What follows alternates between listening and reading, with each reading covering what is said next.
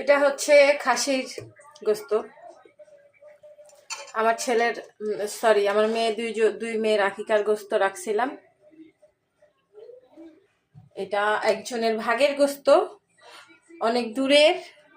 এখন এত দূরে তো আর কাঁচা দিয়ে পাঠানো যাবে না, তারপরে রান্নাও করে দিতে চাই না, রান্না করে তো সবসময় খাবে।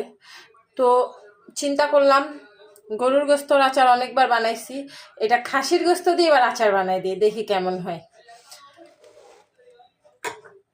প্রথমে দিয়ে দিব এখানে কি কি আছে জানো, আদা রসুন বাটা, আদা রসুন আর জিরা একসাথে বাটছি, একসাথে বাটা। হ্যাঁ,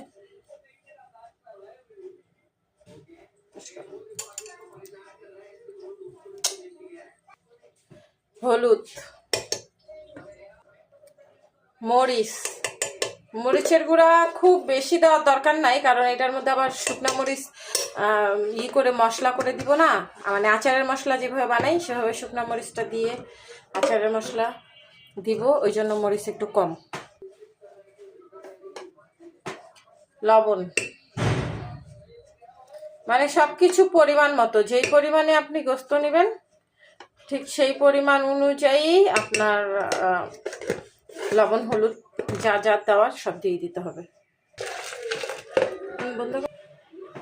এই হচ্ছে গরম মশলা, গরম মশলা একটু বেশি পরিমাণেই দিচ্ছি। এর কারণ হচ্ছে যে, দেখি এটা একটু থেতলায় দিই, অফ করো, এটা থেতলায় দিলাম। গরম মশলা বেশি দেওয়ার কারণ হচ্ছে খাসির গোস্ত তো যেন কোনো গন্ধ না থাকে, এই জন্য বেশি করে দিয়ে দিলাম। অফ করো। এই হচ্ছে সরিষার তেল। সরিষার তেল দেওয়ার কারণ হচ্ছে যেহেতু আচার, আর এমনিতেও গোস্ততে সরিষার তেল দিয়ে গোস্ত রান্না করলে মজা হয় বেশি, আর এটা তো আচার, তো ওই জন্য আমি সরিষার তেলই দিয়ে দিলাম, একটু বেশি পরিমাণেই দিলাম। এখানে কিন্তু কোনো পানি দিব না, কোনো রকমের পানি দেওয়া যাবে না। বাকি সব মশলা যেভাবে আপনারা গরু খাসি রান্না করেন সেম ওইভাবেই করে সব মশলাগুলো দিয়ে এখন এটাকে বসাই দিব।